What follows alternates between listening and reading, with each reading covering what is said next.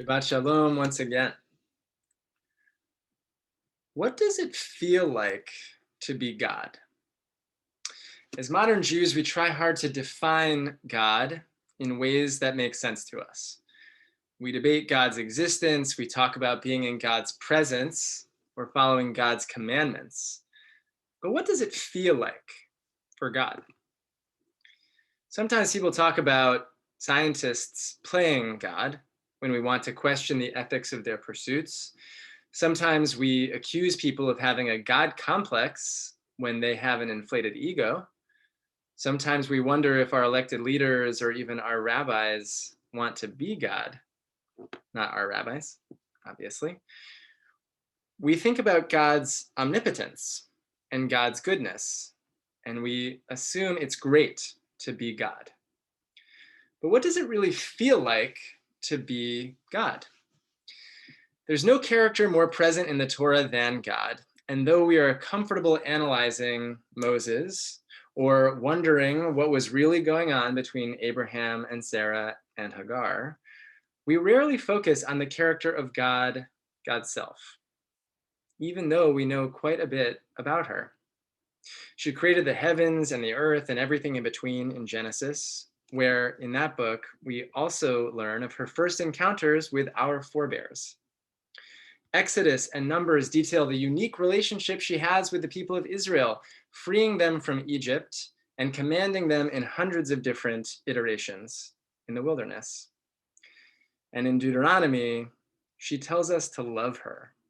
She just wants to be loved. And sometimes God is portrayed in Deuteronomy as in a kind of almost codependent relationship with the people of Israel. But there's always a distance between the people and God in the Torah. And Leviticus, beginning with Parashat Vayikra this week, comes in to remedy that.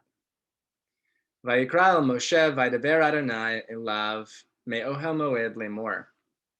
The Eternal One called to Moses and spoke to him and said from the tent of meeting, with three different kinds of speech, or rather three different words for speech, Vayikra, Vaydaber, and Lemor, calling and speaking and saying, God is kind of trying to make a splash at the beginning of Leviticus, trying to get Moses' attention.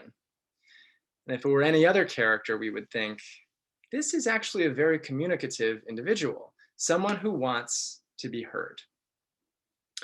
Rashi picks up on this and famously reminds us that the word Vayikra conveys an attempt at intimacy and affection. That when God calls to Moses in this moment, God wants to be close to him. It mirrors the language of angels calling to one another, he explains, reiterating an earlier midrash. Even if we as contemporary Jews don't often ask what it feels like to be God, the rabbis of the Midrash devote so much of their creativity to delving into God's emotions. God as a parent who wants to be close to their children. God as a leader who yearns for loyalty from their subjects. God as a partner attempting to create good in the world alongside the people of Israel. Each of these characterizations hinges on the fact that God, the character, is limited by being invisible. And God knows that it's hard for human beings to feel close to something invisible, or to value it, partner with it, nurture it, create alongside it.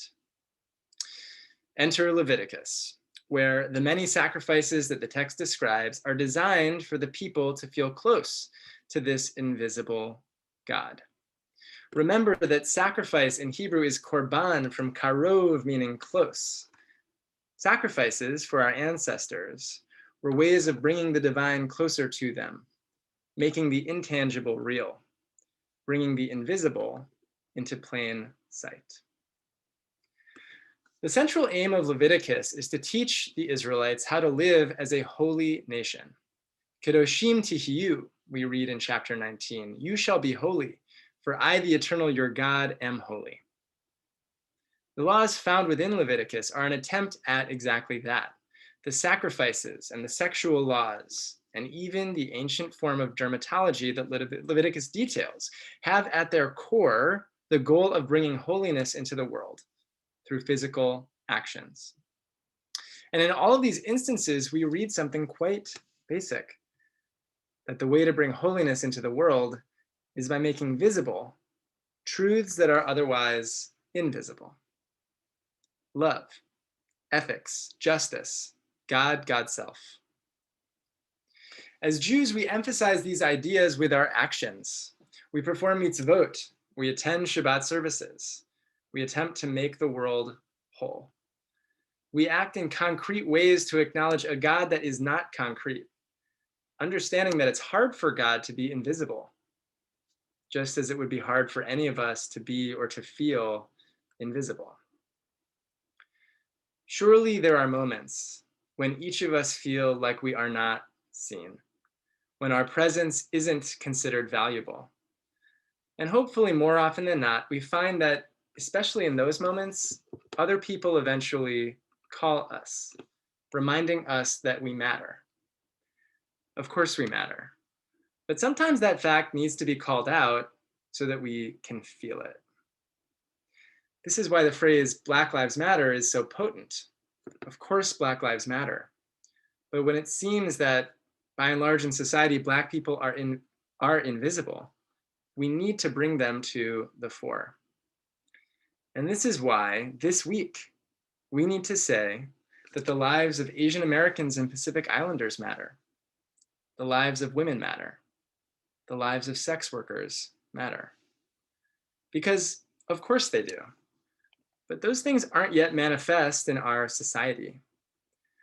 After a white terrorist murdered 8 people in Atlanta, targeting Asian Americans, we need to address this anti-Asian sentiment and the violence that has escalated during the past year.